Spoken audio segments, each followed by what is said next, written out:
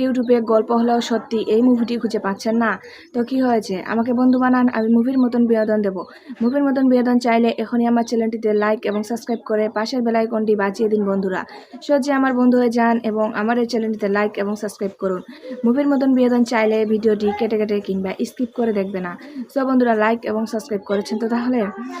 So বন্ধুরা, গল্প হলেও সত্যি এই মুভিটিতে অভিনয় করেছিলেন সোহম চক্রবর্তী এবং অভিনেত্রী হিসাবে ছিলেন মিমি চক্রবর্তী। মুভিটি পরিচালিত করেছিলেন বিরসা দাশগুপ্ত এবং মুভিটি লিখেছিলেন কার্তিক। সো বন্ধুরা, মুভিটি সিনেমাগ্রাফি নিয়ে কাজ করেছিলেন শুভঙ্কর ভর।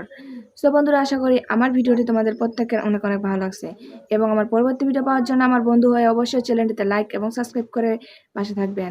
ভালো থাকবেন, সুস্থ থাকবেন। ধন্যবাদ।